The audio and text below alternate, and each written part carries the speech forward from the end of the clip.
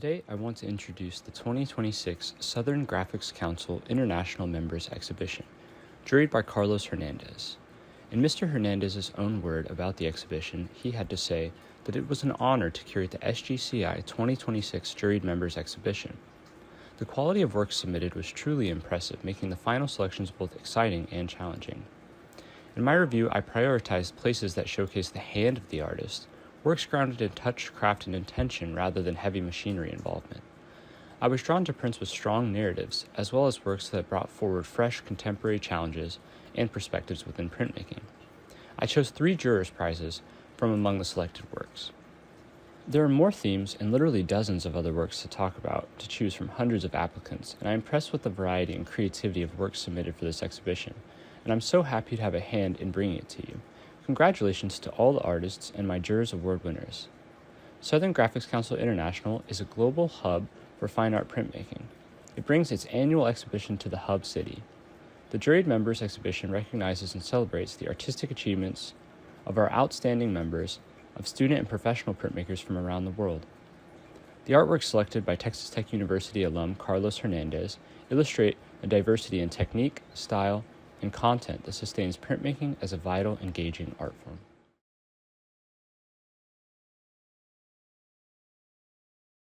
Very happy that the SGCI Juried Members Exhibition was able to be housed here at LHUCA. And the Inclusions portfolio and Hannah's portfolio. So thanks so much for having us. I'm very grateful to LHUCA, to Texas Tech University, and to CASP and the city of Lubbock for hosting us this week and for hosting the exhibition. We're going to go ahead and get started. Again, I'm Blake.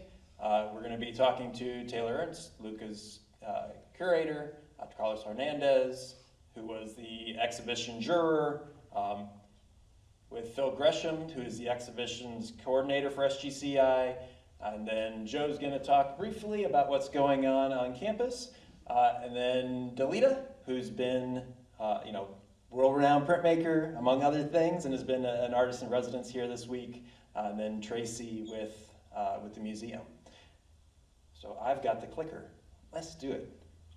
So SGCI, Southern Graphics Council International, was founded in 1972, originally as a Southeastern Graphics Council, founded in New Orleans over a bottle of Jack Daniels, is what Boyd Saunders, who is the founder, would like to tell you. As an organization, we've been largely academic, but we aim to serve printmaking students and faculty and people in all sort of walks of the printmaking community. Today, SGCI is the largest organization of fine art printmakers in the Western Hemisphere, maybe in the world. I'm not entirely certain, but it's close. So we aim to, again, serve printmakers, anybody who's a print enthusiast. So SGCI has been around for, I guess we're in year 54 now, and for most of our history, we've had an annual conference where we go to cities around the country.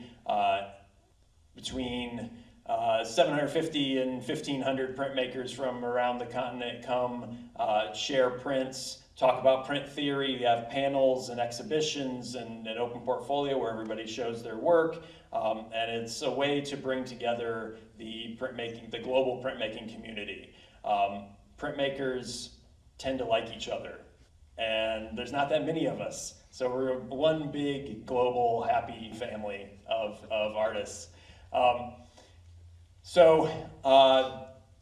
Earlier, I guess this past spring, our most recent conference was in San Juan, Puerto Rico.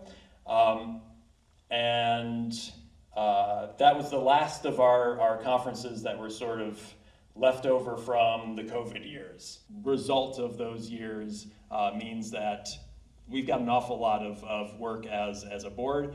So we talked to the organization. We're now doing a biennial conference. The next one of those is in Pittsburgh in fall of 2027. Here's a couple pictures from San Juan. The charter bus took us to the opening night ceremonies at the Museum of San Juan. Matt, do you mind playing the video real quick?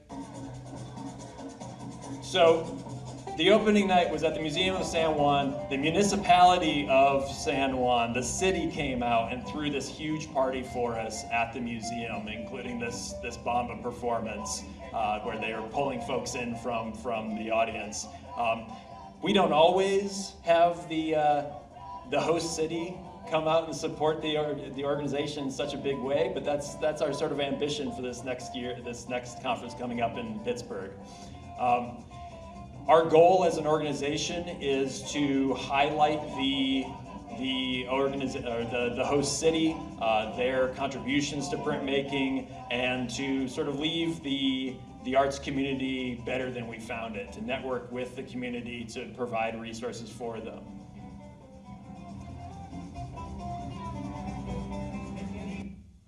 And I don't want to get too far over my skis, but after Pittsburgh, our great ambition is for the next conference to be in Albuquerque, which is closer to y'all's neck of the woods. Because we are switching to a biennial conference calendar, we've been finding ways to keep our membership engaged in sort of our off season. So as an organization, we've been hosting an awful lot of virtual events from our website. Things about, for example, how to run a residency with Miles and Jenny Robinson, who runs a studio in Sydney, Australia.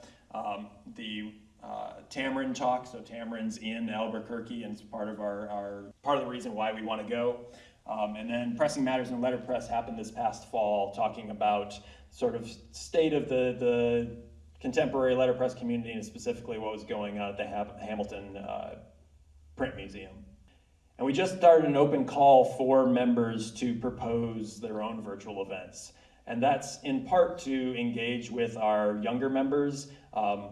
Because our conferences are pretty big, our student members often feel intimidated and don't necessarily feel comfortable proposing running their own panel, running their own events. So this is a way for them to do a virtual event where the pressure isn't nearly as profound, because you're looking at little icons on your screen rather than a crowd of a couple hundred printmakers, right? And then we also engage with the global printmaking community through graphic impressions. That's our journal. I'm the coordinator for the journal as well. I recruit guest curators to put together virtual exhibitions. Delita did one for us a couple of years ago now. I interview printmakers at all stages of their careers, so recent graduate students all the way to recent retirees. And we include research and things as well. And that too is a way for our global members to get involved. We're always open to open submissions.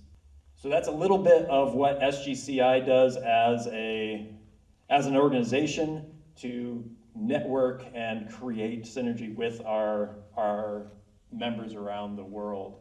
I'm going to hand things off now to Taylor to talk about LHUCA. Thank you for having me as a panelist, and thanks for wanting to be at LHUCA. I first met Blake last year when he had an exhibition here at LHUCA, and we really got along, and we were talking last year about this, and I'm really happy that we were able to make this happen. Just a fun fact, last month at LHUCA, we have their member show plus the 2 portfolio reviews, and we had our member show. And for the months of January and February, we had 87 individual contemporary artists at LHUCA, and that's the most we've ever had at one time. And so I think that's really impressive that we're able to host that as well. And so we're at the Louise Hopkins Underwood Center for the Arts. We've been around for almost 30 years at this point. Our mission is to cultivate and celebrate all of the arts by inspiring creativity and engaging with the community. And so we really try to keep our programming here at LHUCA free or affordable. 75% of it is under free or affordable cost. The only classes being the clay studio classes that are a little bit more pricey. So yeah, let's get started. So my first print exhibition here at LHUCA was with one of my friends. She is the president of Think Inc. in Houston, and it's a print group. And so I had worked with her at the Museum of Texas Tech University before, and so this was a really great print exhibition. It was a juried exhibition. We like to hold print exhibitions, well I do, because I feel like print is one of the most accessible forms of artwork there is, that it's just so shareable and so portable, and that's a really nice thing about prints as well. Next slide. This was an artist that we had my second year here in 2024, and you can see that the paper is coming off of the wall with magnets. The team that installed this, I'm forever grateful to them because we had a very massive flip over, but as you can see, it's held on by magnets and it's actually undulating on the wall. And so it was a mixture of paper and then plastic and different types of medium that really had this pop off the wall. It was really, really nice because instead of in giant frames, this came in I think a tube or two. And so it's just another example of how prints are packable, but they can still have a really, really big impact on an exhibition wall. This is Blake's work that he had last year. I really like this piece. It's a lot of the homes that were in and around his neighborhood, and I'm sure you all are very familiar with Blake's work, but he uses found and recycled materials and incorporates them, and so he crochets these pieces, and then the flatter pieces he does print on. His home is on there, and different area homes around there. There's an RV, and so that was just a different example of how homes can be different shapes and sizes, and how community all ties us together. He had this really cool floor installation piece that he actually encouraged the First Friday community to lay on the floor and lay on a pillow and all kind of come together. So it's really, really nice. This is just crowd at First Friday with a print exhibition that we had last year here. This was Printmaking is Placemaking with Sam Van Strijn as our juror. It was a really, really interesting way. People love prints too, just because of the variety of medium, especially a group exhibition.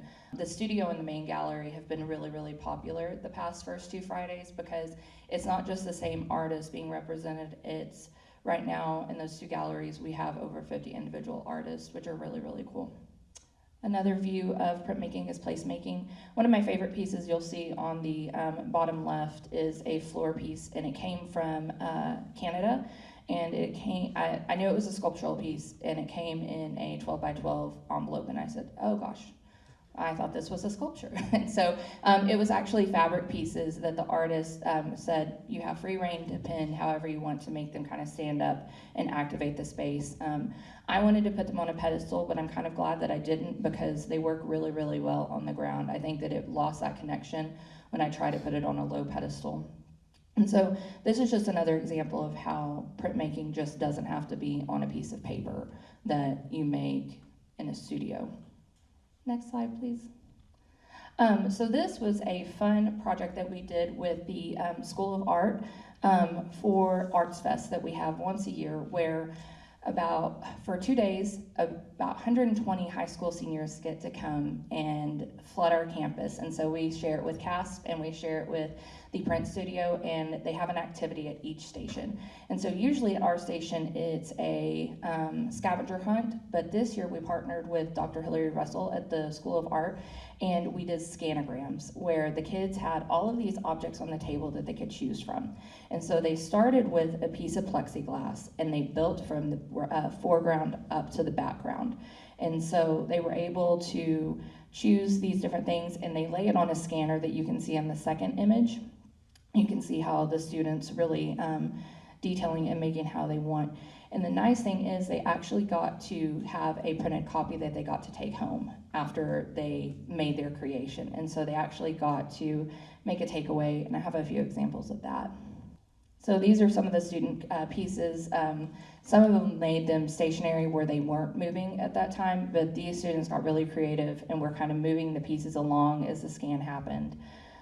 They had a lot of fun with this, and the nice thing, because it was the School of Art helping us out, we were able to have the students make at least 2 or 3 while they were with us. And you can actually see the image on the right is what's left after the print is made. it comes on this giant, or this roll, this compact roll that prints the 3 different layers at a time. And so the students actually got to see the print in progress, because it goes out with the yellow, comes back in with the red, and then goes out with the blue. And so it's layering to show the effect of printmaking, which I thought was really, really important and really cool for the students to see. And I think that by seeing that process and having the paper shot in and out, the students were more engaged with that process as well. Okay, all right. I'm going to introduce Carlos Hernandez, and thank y'all for being here, and I really appreciate it.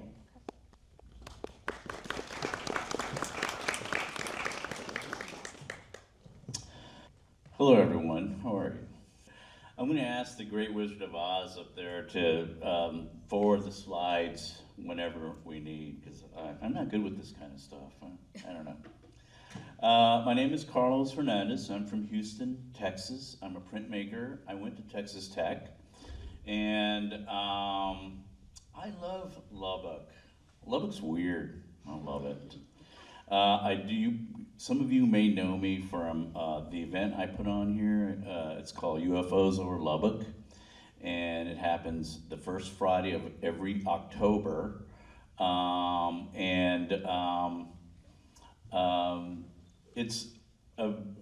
here to talk about community, I think. Blake was telling me, let's talk about community if you can. But we're also going to talk about the curation of the show outside. So first, let me go to that. Okay, I'm getting ahead of myself. But the curation was amazing. The judging, as you can see from out there, the work is outstanding. And it was very, very hard to be able to pick something out. I had to call Blake up and say, hey man, I need help with this. A lot of this stuff is really good. It's not supposed to be good. That's what he told me. Anyway, but it was. And you'll see the first place winner, Heather Muse. She had 2 pieces, and they're on this wall over here. And part of the curation process in my head was I really wanted something. We're living in a time, and don't get me wrong, okay, I'm gonna have some mad people in here, but you know, we live in the time of Rizzo machines and Citizen machine and other machines where you press a button and things pop out for you. I was really looking more, and hey, I use Photoshop, okay, you know, I'm not I'm not knocking technology, but I really wanted to focus the curation of the show that you see out there to be more by hand. And so you'll see a lot of pieces out there, like the clothing, hand screen printed, the etching, things like that. But I also wanted to see a narrative, like a clear narrative, a communication of when you saw the piece, it wasn't a mystery to you, like I don't understand it. I wanted you to see that. When you see Heather's piece, it has all of those combinations. She's like maybe the only artist I've ever known to use Aqua inks. And I don't know, I do a lot of stuff for Speedball, so I can say that. But she uses them so beautifully, but the narrative in all of her pieces, like you'll notice out there's this, the narrative about the environment is in that. There's a mystery with the all-seeing eye in the picture. There's a story about not just the climate, but animals and how we treat animals on Earth. And when you look at these 2 pieces, you start to feel the energy she was trying to portray in her work, and I thought it was really strong. And so I'm glad she was able to be the first place winner. Is that what we're saying? Did she get a cash prize? Yeah. I'll take it to her. You want to give it to me? Not only did she get a cash prize, but she was also a guest on Hello Print Friend podcast. So the printmakers in the room might know that it's the hippest printmaking podcast, it seems, these days. So I think that was a really nice way to highlight the show and give our our award winner something that is beyond, cash is great, but something that also helps advance their career. So anyway, take a look at the show. There's not really much to say to expand on it. I don't want to, only have 15 minutes. I think your eyes, your mind should wander through the halls and really absorb what printmakers are sort of stretching today. And I give that, to our professors who are, stretching, or some of them are really researching what's going on out there. And also if for our students to go to other things, go to other events and meet other people and not just stay in the same, communities that you are. I was just talking to Blake that I'm going to Flatstock at South by Southwest, and it's like next weekend, and it's like the greatest screen printing festival in Texas. I mean, it's huge. And screen printers from all over the world stretching where screen printing can go. And a lot of people don't know about it. It's been like the 25th year. I was just talking to a few people about, SGC, yes, but there's other conferences and things like that. I know I'm going to see Delita in April at New York Print Week, and it is amazing to see all of those. So I would say get out and look and see shows, go to a different environment, see where, meet other printmakers, and that could help your journey in artwork. And that just lasts forever. All right, so I'm going to talk a little bit about the community aspect. And oh look, there's me right there, and I am inside Burning Bones Press. Burning Bones Press is in Houston. It's a community print shop, and we started this press really, it seems longer, but maybe about 15, 16 years ago. In my travels, I would go to different cities, and I noticed that these cities had community print shops where, like, once you get out of school, you're no longer that hip guy with a key to the art department, and you can do whatever you want. When you get out of school, you gotta continue your practice. And so that's why you go to a community print shop. Well, we didn't have one in Houston, so I looked, because I wanted to be with other printmakers. And I looked in Austin, they had Flatbed Press, but it wasn't a community print shop then. It was only editioning. I looked everywhere. I looked in Dallas. Dallas is bare. I said, I don't even know if there's still printmaking there, but there might be. And it's still that way. So I decided when I come back to Houston, I'm going to hook up with some printmakers, and we're going to start a community print shop. So I gathered a few printmakers. We put our energies together and our equipment together and opened up Burning Bones Press. And so that's what it's like, a membership, like a gym membership. Come in, you pay monthly rent. It's like a gym membership where you come in and go like, oh man, it's January. I'm done. I'm gonna make this amazing set of prints. And then I don't see you till summer. But yeah, it's like that. So if you are in your travels and you tend to move, go to community print shops. That's where you can continue your practice. And I think they have a great one right across the street over here, right next to the 5&J gallery. I actually don't know who runs that space, but it's really nice. Okay, so next slide, please. That's the entrance to Burning Bones Press. Okay, and you go inside there, and look, there's the front room. It's kind of a mess there. That's where we all the members sort of meet and draw and get in their sketchbook. We've had lots of artists come through. You'll see those masks up there from Dennis Burnett. You see some posters there from a thing we call It Came from the Bayou, and I'm going to talk a little bit about those. Next slide. Here's the rest of the studio. There's lots of tables, lots of drawing racks, a big giant exposure unit for screen prints. If you want to print a t-shirt, you can, but there's also books. There's things like that. Next slide. Here's some more tables. You'll see a giant Takish press there. More inking tables. And see all those to the right, you'll see all those cubbies. That's where all of our members store their stuff. And towards the back is a big copper plate machine, and there's lithograph. There's a press there. There's a couple of more etching presses, some big Charles Brand presses.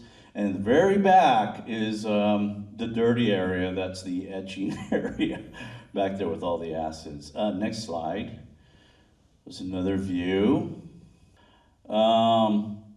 If you've been to some of the presses in New York, such as Blackburn or one of those, you'll notice that everything's really tight because space is really tight in New York. So like probably at Tech, you can walk and dance all in between the presses. But there, you have to kind of do this thing, you know, to get between all of the presses. And ours is starting to turn that way for some reason, I don't know. A good thing about a community print shop is that people will donate things to you once they know who you are. Hey, our school doesn't use this etching press anymore. Could y'all use it? Sure. Next. Oh, okay, so there we are. That's the end of it. Speaking of community, a long time ago, I used to, oh, by the way, so I'm wondering, somebody can educate me. I think that Flatbed Press in Austin is now starting to do community print shop, things like that. I know that Delita is doing a lot of that too. She's reaching out, having these sessions with some of her friends and colleagues, and I think she'll talk more about that here in a little bit. The thing about like UFOs over Lubbock, and it came from the Bayou, are separate from things like Brooklyn Art Fair and IFPDA Fair. A long time ago, I used to go to, when I was going to New York Print Week, I went to this thing called Prints Gone Wild. And Prints Gone Wild happened, sometimes it happened in Manhattan, sometimes it happened in Brooklyn. And I had so much energy that came back to me because I was used to going to the big giant print fairs. And they seemed sort of unattainable. But what they were doing there is that you could just get a table, put your prints up, have DJs, and take printmaking to a more spirited event. And I was like, I want to do that. I want to do that. I want to make it affordable so that everybody can have a table if they want. And so that's why I started that, and I started UFOs over Lubbock. A long time ago, there was a person, Elvia Perrine. She was like, I want to start this thing called Print Austin, and could you help us? So she talked to me and Kathy Kaiser and some other people in Houston, and they started a Print Austin that was a sister to Print Houston. And it came from the Bayou, and she said, I want to do that, but in Austin. And so we put it together, and it was called Print Expo. And Print Expo started with 6 people in a courtyard outside, freezing. And that's how we started Print Expo. And we started doing it every year. We would switch to a little warehouse or some other place. I think one time it was at somebody's house, I can't remember. And I'm no longer associated with that because it's sort of grown into a thing where it's just big, and I like more punk rock, things like that, you know, like tables and things like that. And I think they're doing a great job, and I like to see it from afar. It's like, wow, my baby's all grown up. Do that thing. But that's all I have, and I think there'll be questions later. And I guess I'm going to pass the baton to Delita, right? Or no? Phil next. No, Delita. Oh. If you don't do mine. Oh, you're good.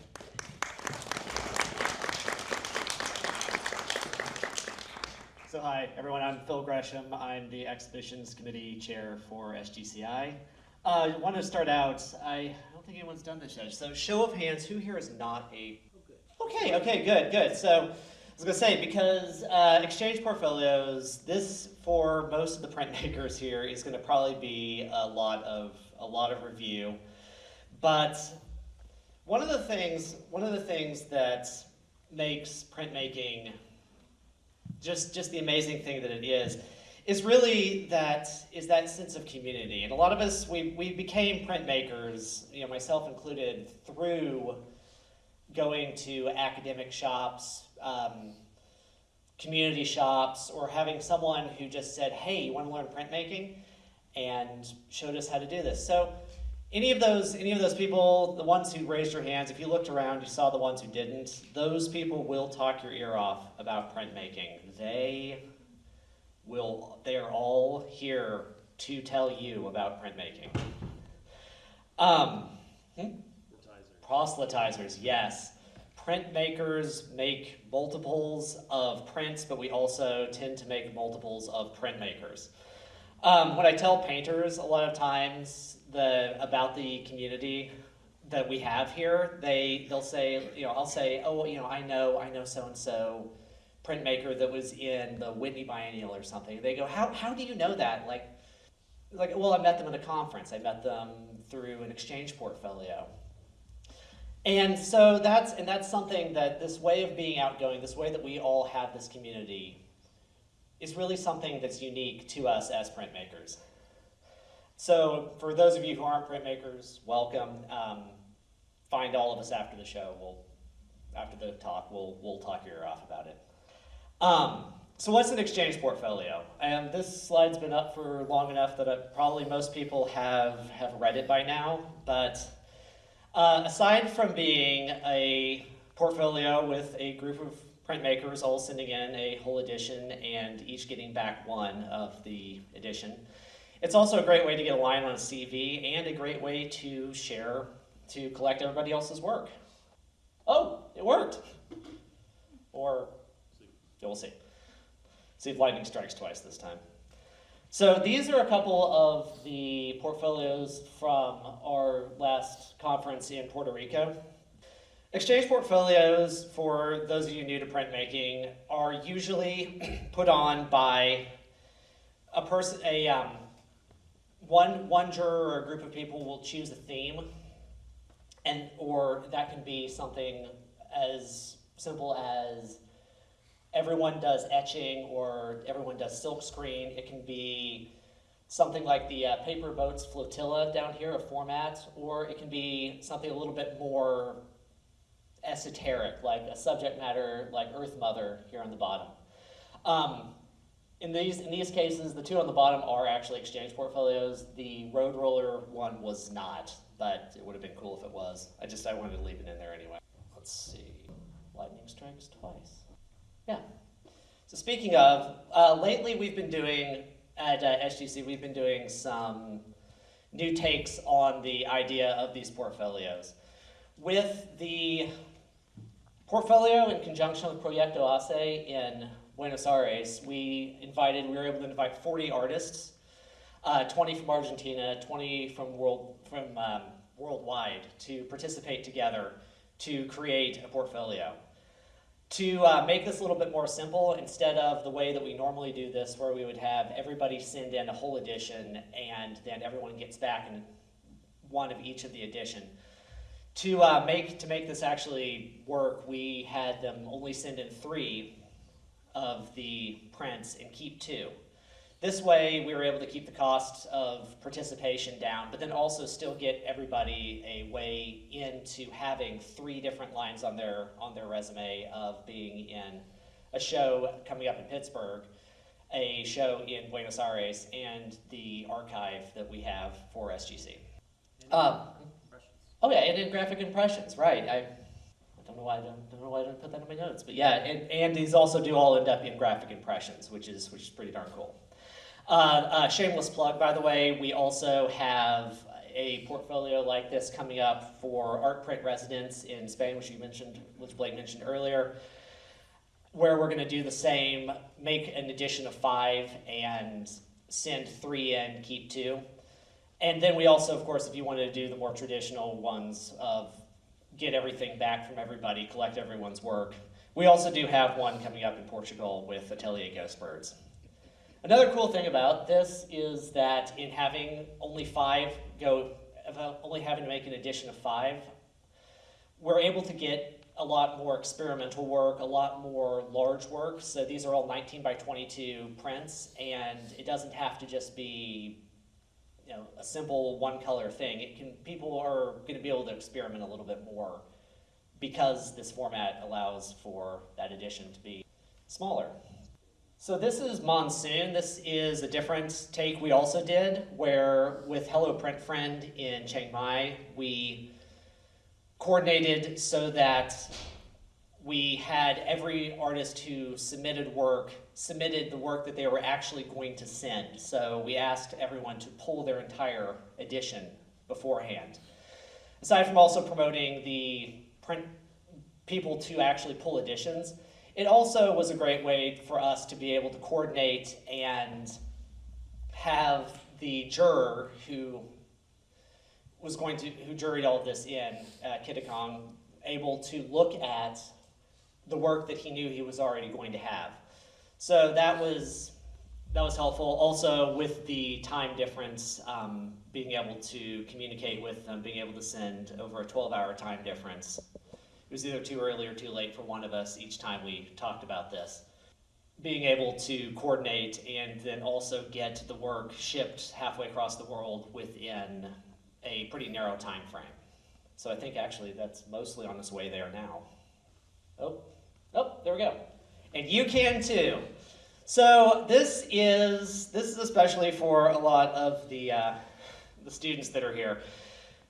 Exchange portfolios aren't just something that SGCI or a major print shop, a university does. Anyone can have an exchange portfolio. All you have to have is a couple of friends, or just walk into your next Relief 101 class, or Burning Bones Press, and just yell, "Hey, who wants to be in a exchange portfolio?" Get a show of hands. That's your printmakers. But the exchange portfolio, sorry, I've lost my spot in my notes here. So it doesn't have to be a big flashy thing. We don't have to have a portfolio that goes to Thailand. It can be a group of friends all exchanging work. And again, this is one of those things that really helps with it builds a connection. A lot of us who have been in exchange portfolios who were at, say, SGCI, or just an exchange portfolio with a community print shop, you end up with this print that's signed by someone that you're also in this portfolio with. So that then when you meet these people actually out in real life at a conference or at Print Week, you have this connection. You can look at this and say, "Hey, you're in that portfolio with me," or "Hey, you're in inclusions with me," and you already have that way that you're immediately being able to forge a friendship that can really continue that connection as a result. Let's see. And I did want to say these are pictures from Inclusions, the portfolio that is out in the gallery right now. The printmaking is, as the printmakers know, and the ones who are not will know soon, it's not always a clean endeavor. We a lot of times I'm using a empty classroom between a bunch of offices and then my 2-seater pickup truck to deliver. This is what Inclusions looked like as it was being packed, as it was being collated, as it was being shipped and gotten ready. And when it arrives to you. Exactly. So it becomes an instant print collection. Another thing that's really helpful, put it on actual work instead of just that mess. If you do this, by the way, students, at your school, you'll get to know your custodial staff very, very well, very, very fast, especially if you leave, say, 200 packing peanuts floating around the room. Do not recommend that. So I wanted to finish up by talking a little about inclusions, the portfolio that's out there in the gallery right now. So with this portfolio, we sought to embody that community aspect of printmaking, asking participants to submit proposals that somehow embodied inclusion. I think there's, say, Kat, you're in that. Was anyone else in the room in inclusions? Well, cool. Yeah. So everyone who submitted the proposals, the prints that we selected fell into two main categories: those who symbolically represented what inclusion looked like, and then those who interpreted the theme as something more physical, as including something into the print. So these are the prints, the more, I'm going to say, more traditional prints of the portfolio. It's about half and half. Even then, I think a couple of these are collaged as well. But what the other jurors and I didn't realize, and I only actually noticed as I was putting together this slide, is that every major matrix is represented in this portfolio, including risograph. No. Can we include risograph? Is that okay? Okay, including risograph. And then, so, push it like I mean it. These are the more experimental ones. These are the ones the printmakers cut, collaged, pulped, sewed. There's a couple that I'm still trying to figure out how they did it. Even holding the print in my hand, I still can't figure out what some of the materials are. Through the imagery and physical materials, they create this. All the prints together have created this narrative of what it is to be inclusive, bringing together an international group of printmakers using all these, and to steal Blake's phrase, multifarious methods of making, which I thought was amazing, through a shared language of print. At a time when everything feels so fractured, it feels, we hope this stands as a statement of what it can be to have inclusivity and community. And of course, isn't that what printmaking is all about? So, thank you to LHUCA for having us here. Really, really a great place to have this. And also thank you to everyone who applied, who was in the show, and then all the new printmakers who we hope to see apply to our future shows. We wouldn't be SGCI without you. Thanks.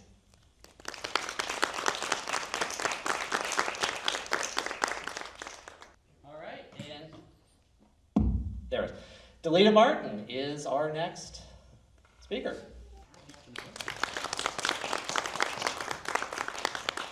Thank you so much. Can you guys see me?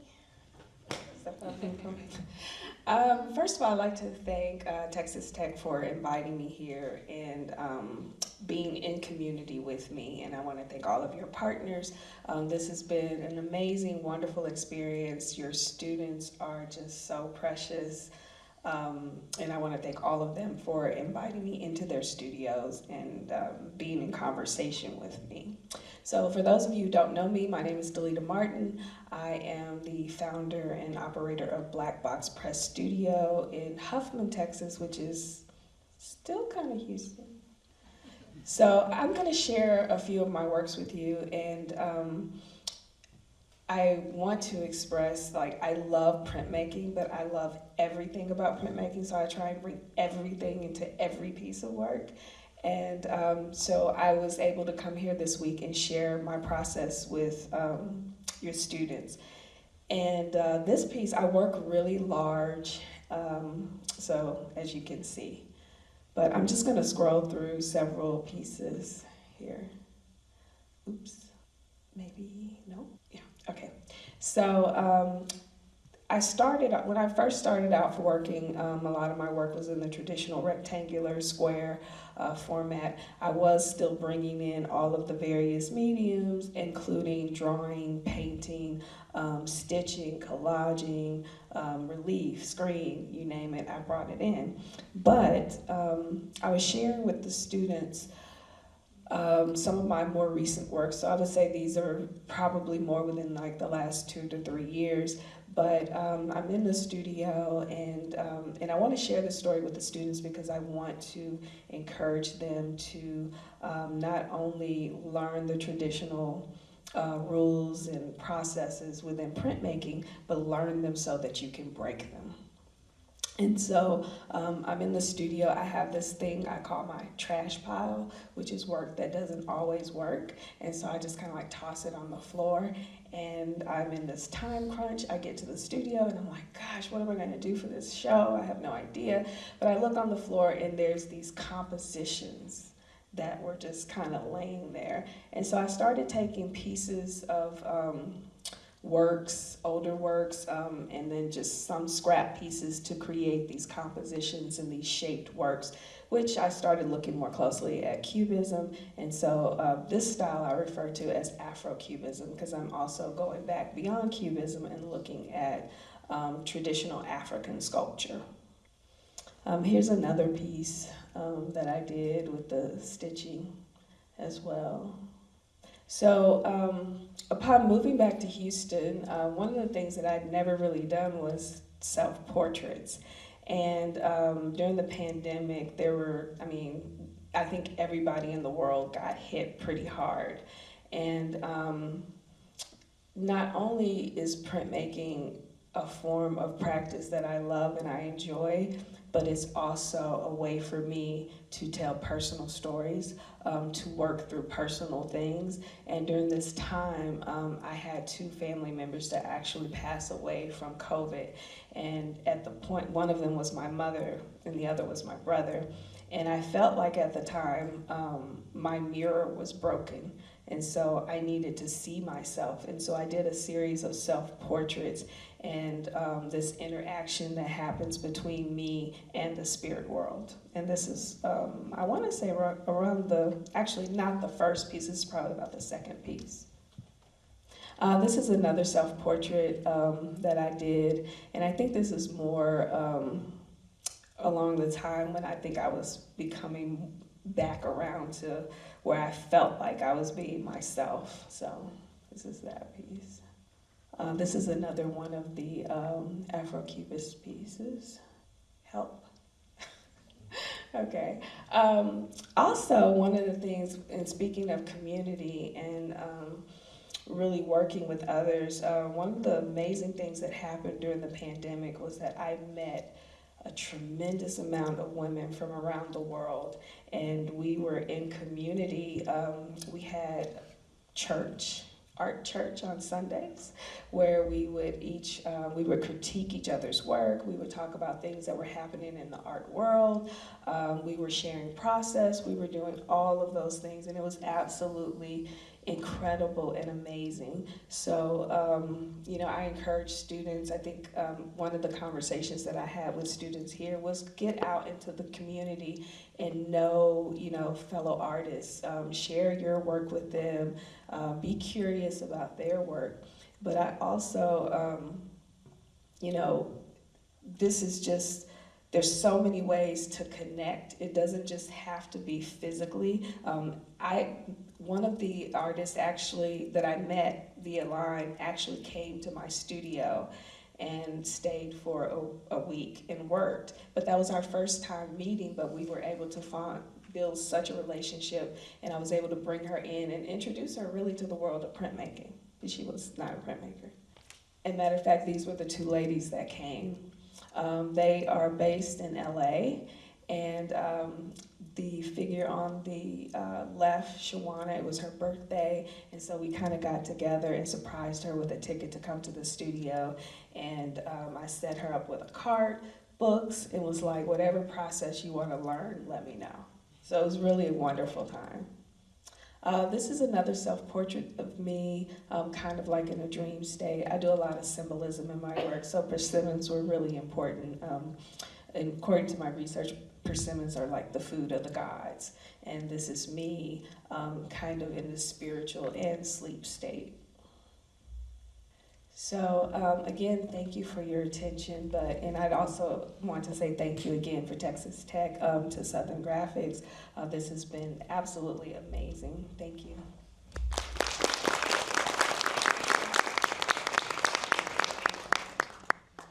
So I believe I'm closing it, or Joe, are you closing? Yeah, I'm just. You're closing, okay. All right, so my name is Tracy Robertson, and I'm the Helen DeVitt Jones Curator of Art at the Museum at Texas Tech. And I'm here today to talk about the Artist, Printmaker, Photographer Research Collection. That's the logo there. Okay, I just have one slide, Matt. Thank you. So the collection was established in 2006, and it was actually featured in the magazine that you're talking about in 2012, but I know we have a lot of people here that don't know about it, so I'm going to give a little background and then talk about how a kind of vision for community support for the Artist, Printmaker, Photographer Research Collection. So the collection was built by my predecessor, Dr. Peter Briggs, and it was his vision and passion for the 18 years that he was curator at the museum at Texas Tech. He got there, and the Color Print USA collection had been donated to the museum from the School of Art. And I believe it had a little over 3,000 prints. And Peter saw that it could grow, and he grew it to 17,000 prints, or thereabouts. So Color Print USA was the vision and passion of Linwood Krennick. And Linwood was a printmaker who started the printmaking program at Texas Tech, or was instrumental in that. He started in the architecture school, and I believe he was teaching architecture students how to make renderings.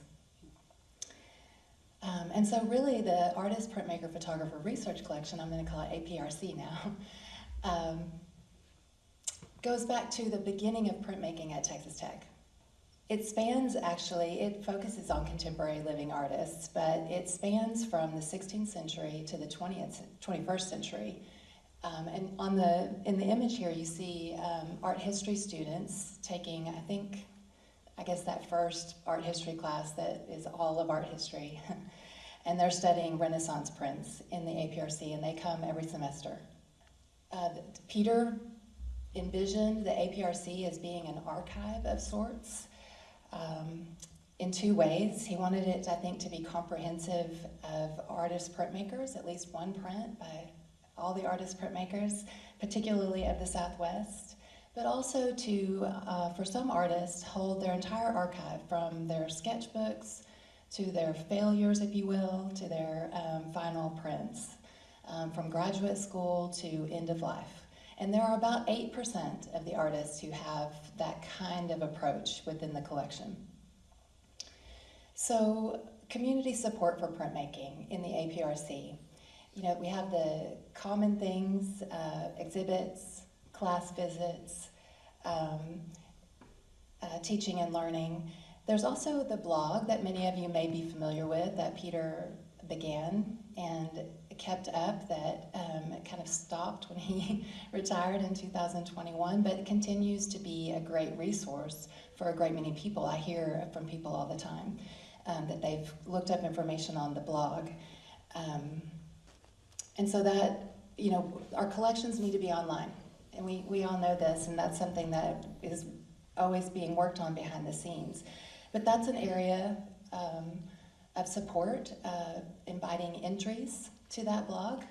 I've invited entries to that, so putting that out there. But where I want to focus in these few minutes is on research and community engagement.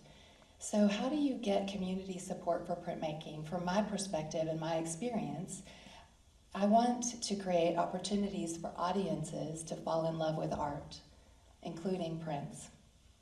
And so at the end of my talk, I'm going to pose a question. But first, I want to tell you about a new initiative at Texas Tech that I think has potential for the APRC.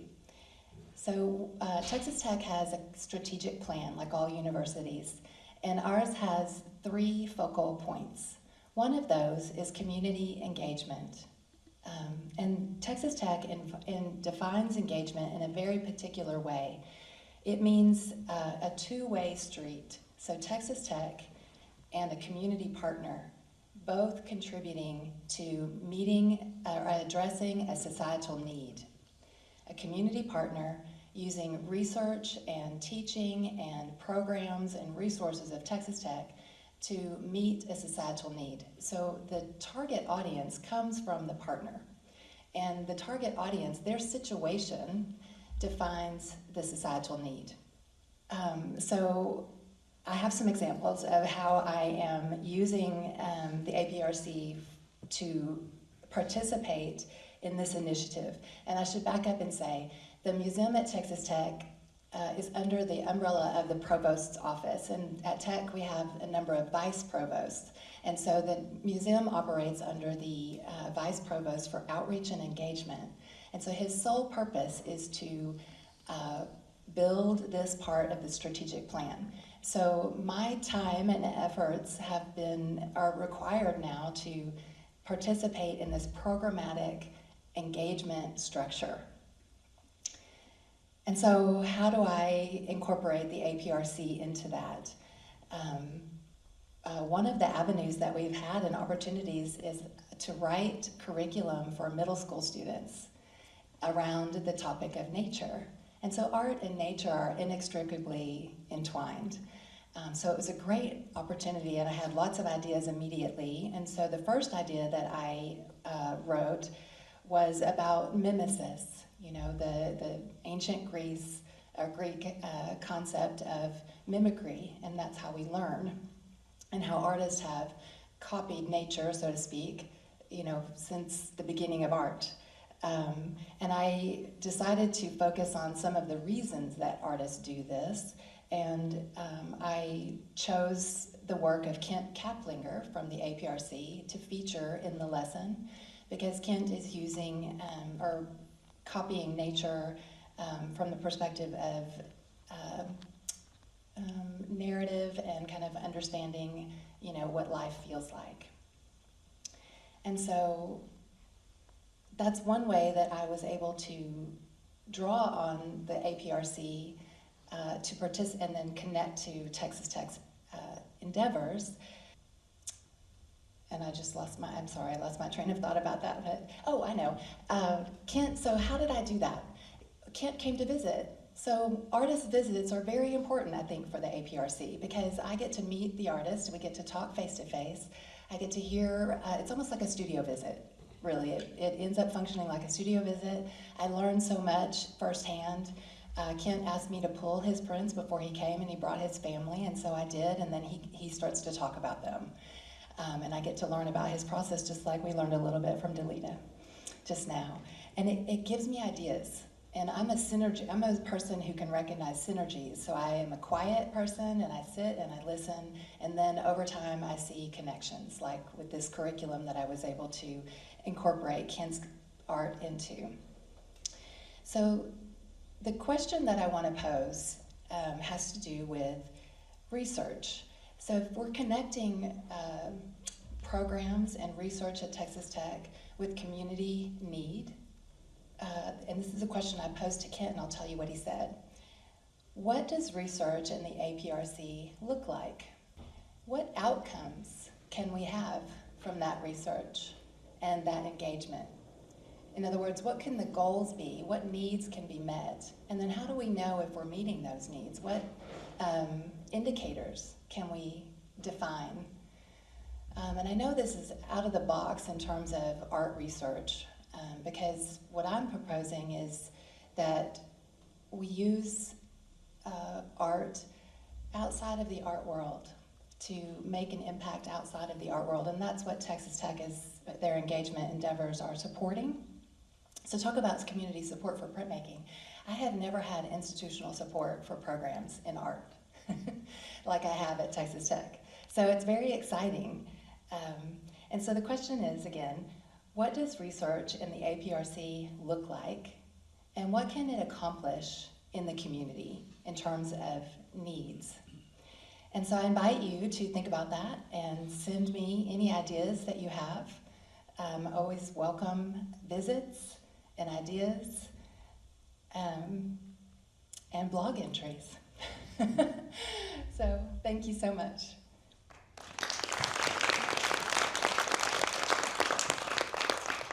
Can you move the slide? Matt, can you move a slide? Yeah, that's me. So I have just a few comments to make. I'm the director of exhibits and speaker programs at School of Art. I'm Joey Arredondo. And my role here is minimal, which is why I only have a few comments to make. We are delighted always to collaborate with LHUCA when we can. Taylor mentioned earlier that Dr. Hillary Russell worked with them on the Art Fest.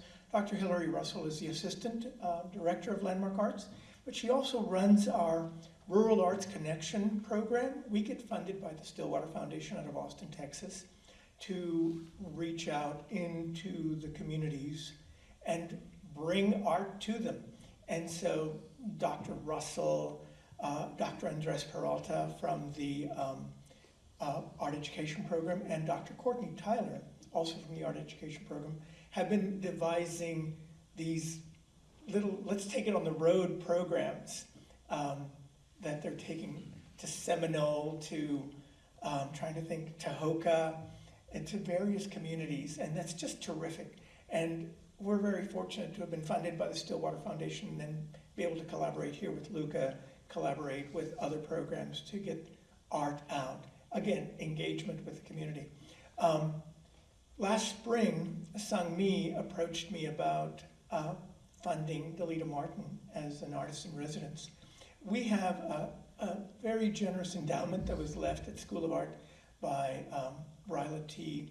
and John F. Lott that supports projects that engage the community. And so Sangmi's idea was, let's bring Delita in, she'll do an artist in residency with the students, and then be available to participate with this Southern Graphics exhibition. And so I said, that's a great idea. We've got the money. You have to propose it. We have an exhibits and speakers committee that reviews these proposals. But I knew it would be a shoo-in. Last August, we lost Linwood Krennick. And then there was a memorial service for him in September. A lot of alumni came into town for the memorial service. And we ended up having lunch with many of them the following day. And we pitched the idea of arranging an alumni exhibition to coincide with this exhibition, since Linwood's alumni are all printmakers. We said, let's just do a tribute exhibition for Linwood in one of our galleries, and then printmaking alumni, people who studied with Linwood, in our other gallery. So that's what we've been having in our galleries. And on top of that, the Lott Fund came through again because we have a couple of our staff who serve on the college level alumni relations committee, and they wanted to bring in John Hitchcock and Kat Prose to engage with students, have a presence during First Friday Art Trail. And so they funded that too.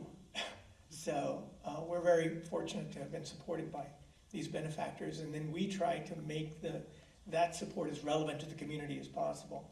So my role here is just to invite you to our closing reception tonight, 5 to 7 o'clock at the School of Art. Many of our alumni who are in the show have come into town to be present for the exhibition, and it'll be an opportunity for you to see, a couple of slides forward. There's a Linwood show that we've got 20 of his work spanning most of his career. We collected those from Eleanor, his wife, and then we have this legacy exhibition that's in our other gallery. So we invite you to join us and celebrate print a little bit more at School of Art, and that's all I have.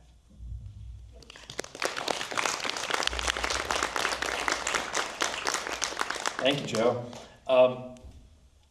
So when, I talked earlier about how SGC had moved on to a biennial conference calendar. So that meant that for this year, we were in search of a partner for the jury member exhibition. So I put out sort of a cold call to 30 or 40 institutions and friends at places around the country to find a spot that could host us. And I wasn't sure that LHUCA would be, you know, what we were proposing would be in line with their mission, but I knew that this space was amazing. Having my show here this past year, and actually being able to be here for First Friday, you know, having literally thousands of people show up on an opening night is a new experience for me, and I've been showing art for 25 years, right? So I knew that there was a community here to embrace whatever we were going to bring. And having Sangmi want to partner with us and create content and bring in Delita and do all of this work to collaborate with SGCI meant a lot to us. And then, you know, it was an awful shame to lose Linwood, but the exhibitions that grew out of that really wound up making this week become basically a print symposium. And that is now the template for what we hope to happen on these off years with SGCI. We want to create, you know, the elder printmakers that are here have been to an awful lot of print SGCI conferences, and sometimes I hear at those conferences that, gosh, this is just too big. I can't see what's going on in the demonstrations. You know, this is too crowded, and I hear that they want a more intimate experience. And what has happened here, you know, providing this template for the future, you know, gives us a way forward to create a more intimate experience for our members. So that's the goal for, I guess the next one is in 2028, is to create this symposium feel, and really my goal is to create something that's not just you come and see prints, but we create an interactive environment where we have a project that we're working on together. So it's a little bit different than when you show up for the big conference where you are listening and watching. You can actually make, which is why we're printmakers in the first place, right? There's a lot of stuff that I was thinking about as people were presenting. You know, Tracy talked about sort of digitizing the archives, digitizing the collection, and that's an ambition for SGCI going forward too. I hope to get that initiative out soon, is actually asking our members, you know, those of us that have been in an awful lot of portfolio exchanges over the years, asking them to photograph and to scan the prints from their portfolios that are part of the archives. Because with SGCI, every single one of the portfolio exchanges that's shown at a conference, and at the San Juan conference we showed close to 30 exchanges, winds up in the archives. So we've got 54 years of portfolio exchanges plus all of these prints collected from members from the early years that are part of the Zuckerman Museum at Kennesaw State University in Georgia.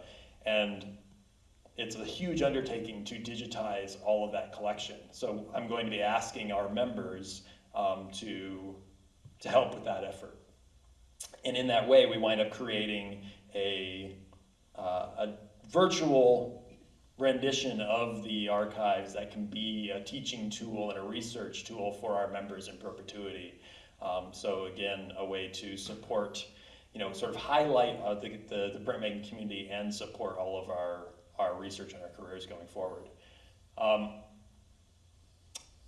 I think now's a good time to open it up to questions.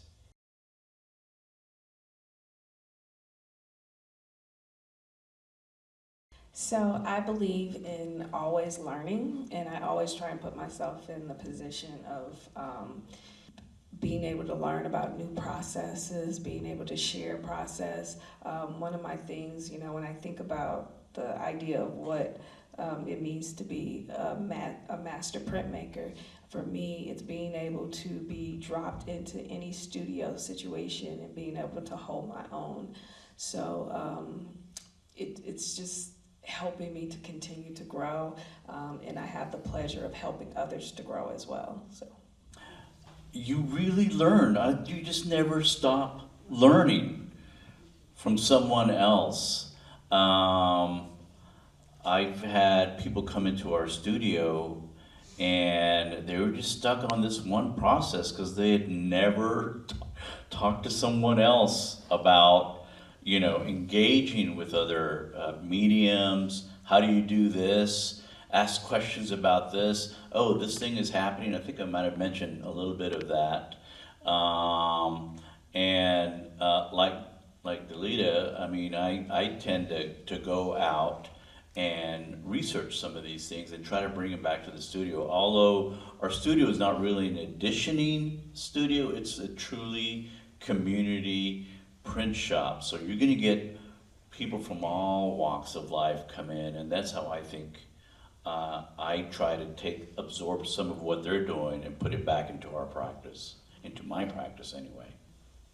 Phil and I and Bud were having a conversation about this at breakfast this morning. One of the great advantages of being a printmaker, and sort of what Carlos was talking about, how tight the shop is getting at Burning Bones, that you're kind of having to maneuver around each other. That intimacy of working in a collaborative studio is part of what draws a lot of people to printmaking. I came up in an undergrad program where my professors collaborated. So there was an expectation in the studio that, you were not a singular artistic genius, you were part of this collective. And there was an expectation that once you were, you decided you were a printmaker, you decided that you could take the time to dedicate yourself to your practice. You're supposed to be in the shop every night, right? And for whatever time you could give, just being around other people and watching them work and talking with them, because Delita was talking about learning new techniques. Printmakers tend to focus on how we made something, but a lot of what I think is most important is talking about why we made it, right? And what's the point? What are we trying to communicate to an audience? And having those deeper conversations is what really, to me, grew my practice. It's why I'm still making. It's the voice that I'm trying to give to graphic impressions is, we can talk all day about technique and how you executed something, but I care a whole lot more about why you do it. And that's that content and, focusing on the experiences of the individuals to help grow that community is why I'm a printmaker, and I think I can speak for a lot of us that way. Yeah. Let's say, to echo something else that we were actually, I think a group of us was talking about last night a little bit. One of the other things that's kind of different about us as printmakers versus painters or ceramicists even is that you can walk up to any printmaker and ask, like, if you go out to in the show, if you run into one of those printmakers, you say, hey, how the heck did you do that? They will sit down and they will walk you through every step of the process. They will make sure you're taking notes. Sometimes, especially if they're in academia, they may just send you a PDF that is the entire process. And that's really a unique thing to us, is that we want you to do what we're doing. We don't want to hide that. We're not wanting to have this special process, this special glaze that we aren't going to share. We are going to want you to learn that, and in that way, that's a great way. If you just keep your ears open and ask, you can very quickly create wildly different things than you ever thought you would.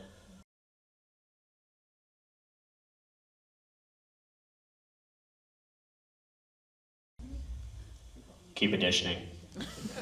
No, doubt when you're creating your art. I mean, that's healthy. That's exactly where, if you have those doubts, that means you're growing.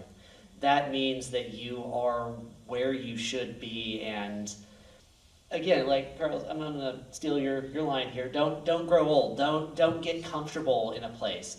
One thing I know, a lot of us as printmakers will find one matrix, we'll find one way that we've been able to make prints that look like the prints we make, and we stick there. And if we don't doubt our work, if we don't have that feeling that something could be better, that something could be different, it's the way that we end up stagnating. So I agree with him. But one of the things I wanted to say to you is that we all suffer from creative block. What I have found to be very helpful is to every single day spend, whether it's an hour, at least more, whatever, of time in a creative space. So it doesn't necessarily mean in your studio, but just in a creative kind of think space. So maybe you're researching, maybe you're looking at art books, maybe you're just going to the museum, maybe you're cleaning your studio. I do not know the psychology of it, but for some reason I think you're working in your mind whether you know it or not. That's extremely important. The second thing I would say is I believe in self-critiques. Those are very important. Every so often, I'll pull out all the work I've done for that particular year, and I'll pose questions to myself. What's the common factor in all these works? Has the size changed? Has the medium changed? You know, what's happening? Because there's nothing that you put into your work that's random, that's, just happenstance, or just you liked it. It's there for a reason, but you have to pose the questions to yourself to figure out who you are, where you're going, and where you've been. And that's, and again, I'm going to completely agree with you on this. I agree. I agree with you. That posing those questions, but also thinking about, you're an undergrad, I'm guessing, or graduated recently. All of the critiques that you had in school, think about the questions that your professors posed to you, that your colleagues posed to you. Think about how can you answer those questions over and over again. But then also finding I mean, you art, what you call it, art church? Yeah, or art church. Find a group of people and be able to be vulnerable around them. Pull out your print that you never think should see the light of day, and just go, hey, what do you think of this? And find a group of people that can say the hard things, like this is terrible, but this part is good, and then be able to grow and learn from that. Along those lines, I was talking about the program that I came in. There was a sort of cohort of students that were working alongside each other, and there was for me it was helpful to have a little bit of friendly competition in the studio too. So along with growing that community, having that group that you trust, going to conferences, going to workshops where you're meeting your peers, and just watching them on Instagram if that's what it takes. Like, even if you're not having a conversation, just seeing what other people are making, even if it's not inspiring you, giving you ideas for your work, just seeing how folks are continuing to move forward can be motivating to keeping you moving forward too. Is that helpful? Okay, cool. What else?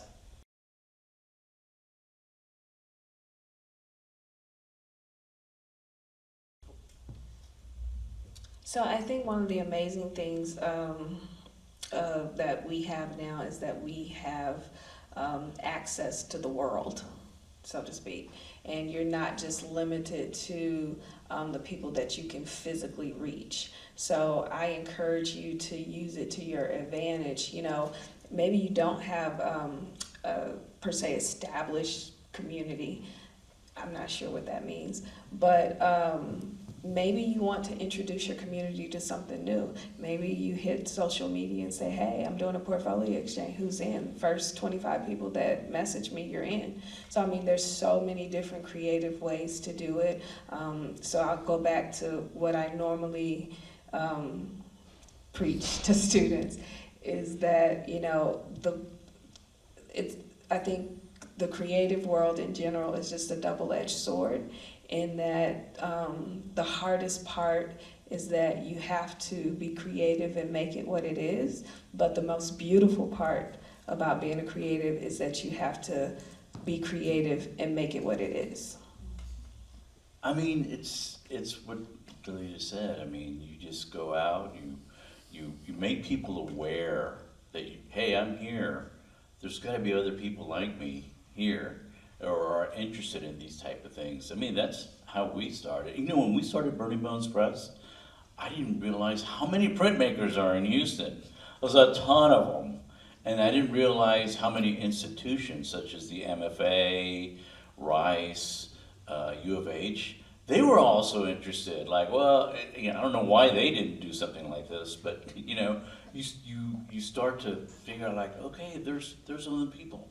There's other people. It was like the early days of punk rock, you know, where you would be like walking around and you had this cool look, and he's like, everybody's like a frat boy or somebody like that, and you're like, oh, wait a minute, there's that guy, yeah, the guy with the Bowie shirt on, yeah, we're alike. It's kind of like that. So I will add to that, you know, and this is going to sound really cliche, but what I love about printmakers is that we're always willing to be the change that we want to see.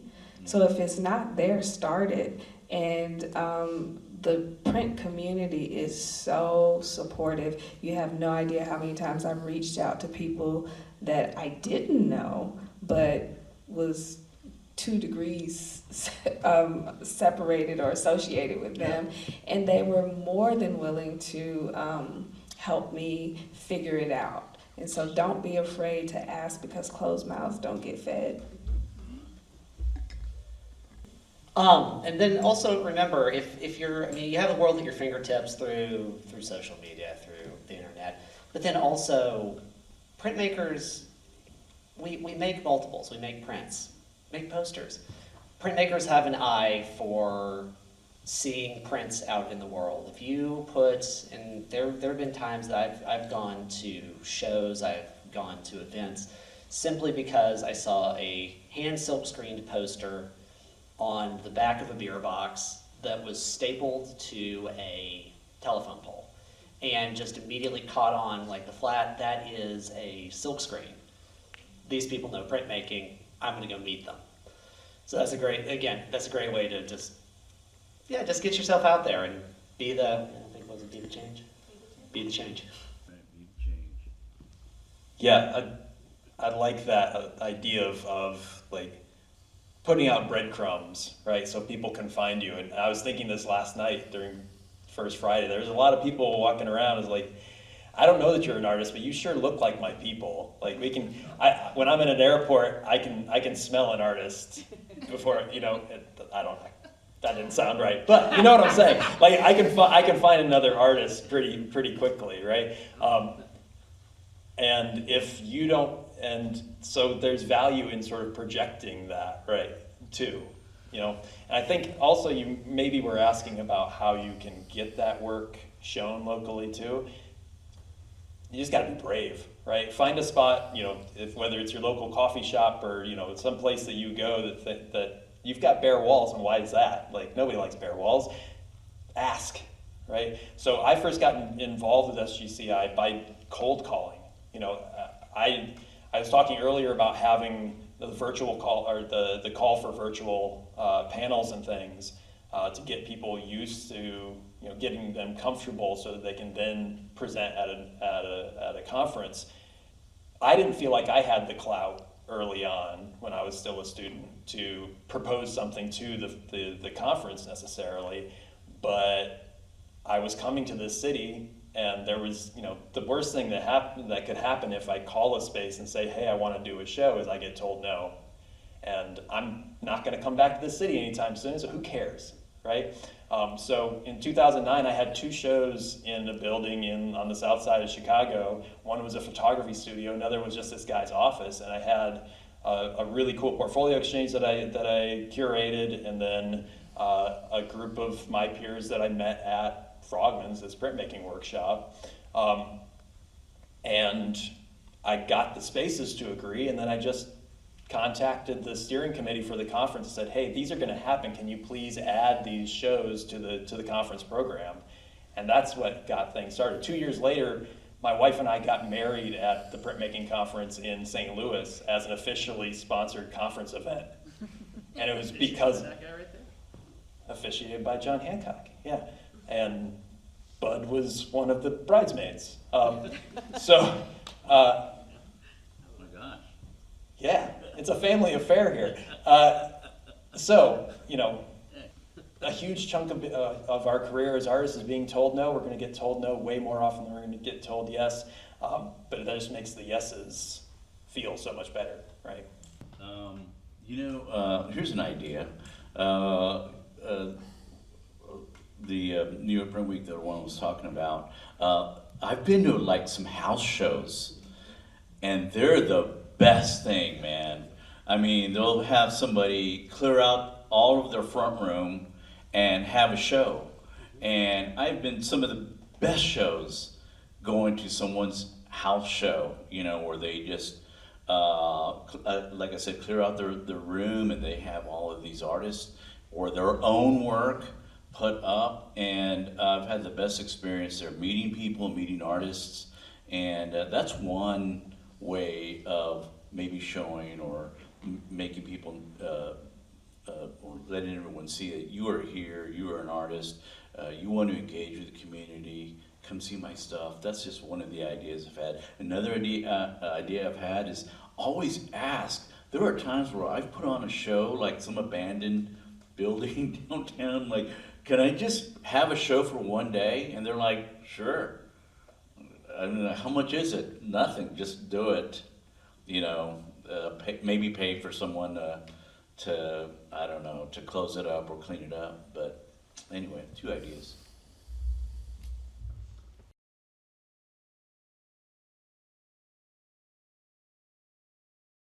What's it first? I personally think it's really important for artists to tell their stories, because I find people just very interesting in general. So I personally don't find it a need to reach very far or to try and fit in. The work is important to me, and the people who need to see the value will. Remind me of the question again. Again, going back to that thing with the multiple. Remember, with print, you're not limited to just one image in one space. You can put that work out there. You can apply it to a show. You get into that show, and there's another one you want to try to apply to. Apply to that one with the next print. So in that way, again, to agree with you completely.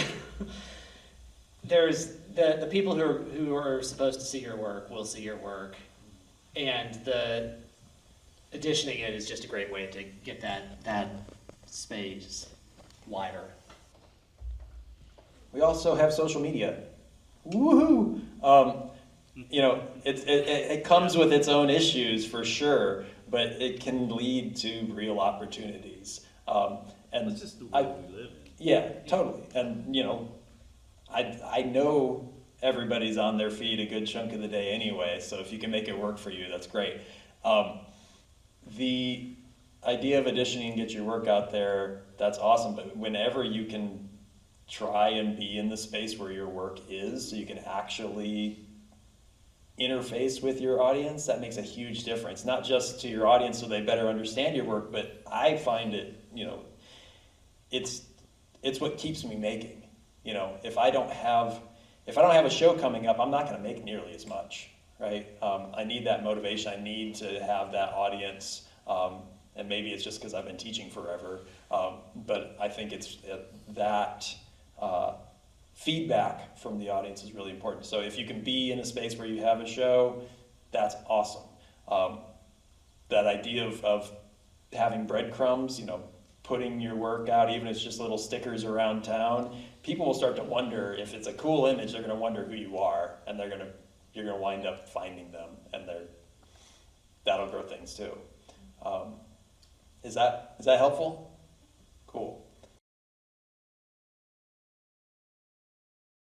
in undergrad, before I was going to grad school, I was told, like, you want to be in at least 5 professional shows, preferably national or international a year, just to get the wheels moving on your career, right?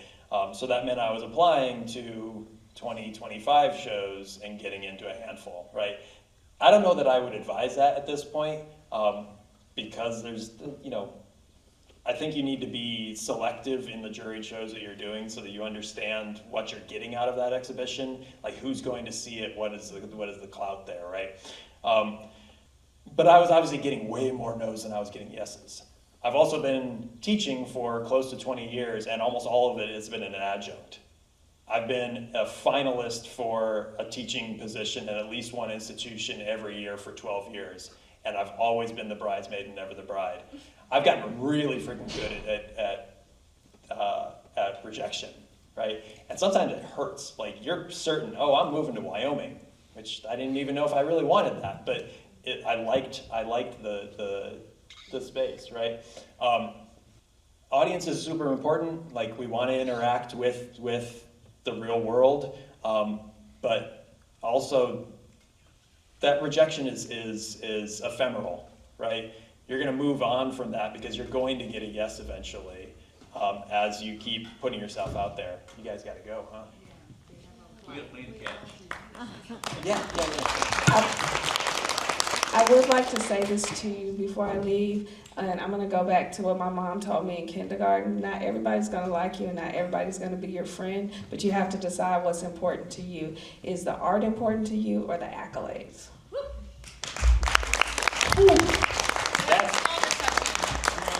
Thank you, everyone. Thank you. I think we're going to call it, guys. We should keep talking, but we're going to do it out at the reception out there. Thank you all so much for coming. Those are excellent questions. I appreciate it. Someone else left there.